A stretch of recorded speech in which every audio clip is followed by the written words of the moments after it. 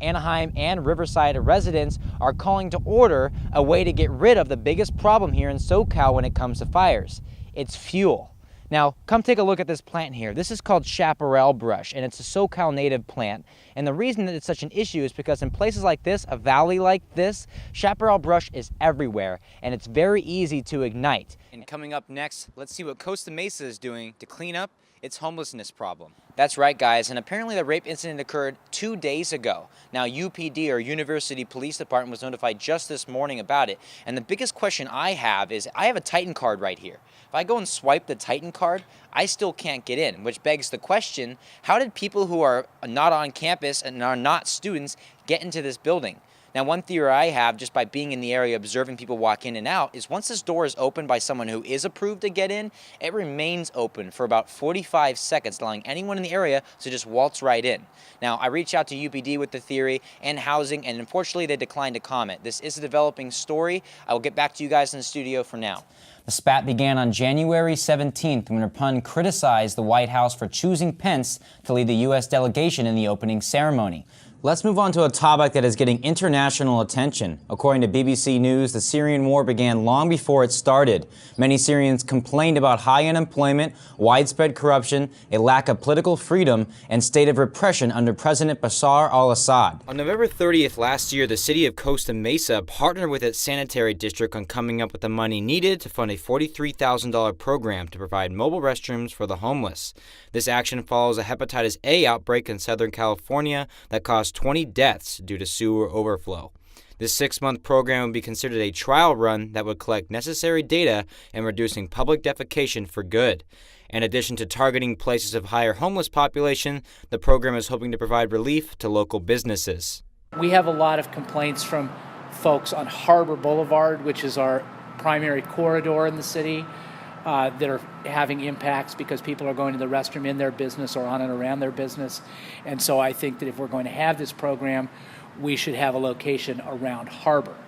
A large portion of these programs' money is focused on the staffing of these restrooms. Trellis is a nonprofit, and it's an organization that is a collection of 18 different faith-based groups or churches in the city. The concept was that they would have some information so that if somebody was interested in getting some information about their services or services that were available, they could be provided at the restrooms. Now, although the mobile restroom idea did pretty well in places like Sacramento, Miami, and San Francisco, this past Tuesday, there were some very clear dissenting opinions in the council chambers. They're idiots, well, okay? It's my opinion. He's referring to... Everyone in the sanitation district, 5-0, thought this was a great idea, was an idiot. Shame on you. Okay? And anybody who thinks that if you're going to give more services to people, you're going to get less of them, you're not thinking right. Council members Righeimer and Mansour both vocalized their doubts about the plan's outcome during the meeting. The result of the meeting was a hold on the funding for the program, and on a 3-2 vote requested that the staff members work with the sanitary district and the impacted businesses to refine the plan. For now, that's all I have for you. This is Zac Slotemaker with OC News. So this has been quite the immersive experience. As you can see behind me, people are still dancing, people are still playing soccer, the music is still playing. And now the good question I need to ask is, does this all wash out? I think it's important that every person that won in that section had something to say politically about the world, because that's how you impact people. You know that's how you reach people. I feel like it's always fun to laugh about yourself, and I feel like in both of those commercials with Wi-Fi going out and there being no chips with the wok, I feel like people do tend to get very crazy about that. And so to have a second to kind of laugh at ourselves a little bit and what we do literally every day, I thought was really funny. It did. My favorite. I know what you were thinking. What halftime show is this sport forward this grand of a scale? Well, let me be the first to tell you that it's not a halftime show, nor a form of entertainment that most of you have heard of before. With nearly 50 million viewers this past year worldwide, and projections that pass 3 major traditional sports by the year 2020, this is a new arrival to the sport world that, with younger viewership, is looking to be our future, and I got a chance to see firsthand the momentum it is gaining. It's loud, it's passionate, and it's exciting, and it fills the room, and this is not your regular sport. Let me introduce you to a new contender for entertainment nowadays. It's called esports.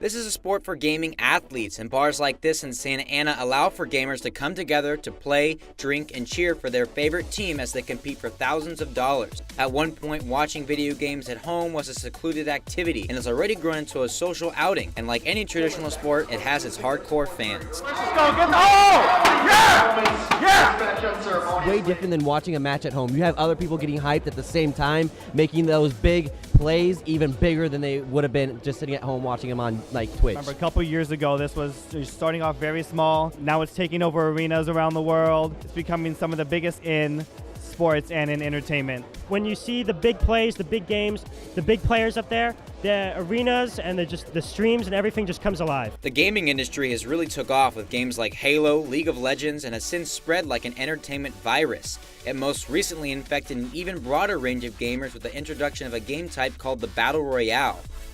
In Battle Royale terms, it typically means about 100 people coming together, all jumping to one map, or all playing on one map type, and all playing against each other till the last man is standing. Fortnite shines in optimization, speed, its quickness of the game, and just its fast-pacedness. Okay, well apparently I'm not too good at this particular game and I have a lot of practice to do, but in the meantime guys, if you are curious about this kind of stuff or like esports, get involved. Look online for some local esports clubs just like this one. That's all I have for you guys today. I'm Zac Slotemaker with OC News.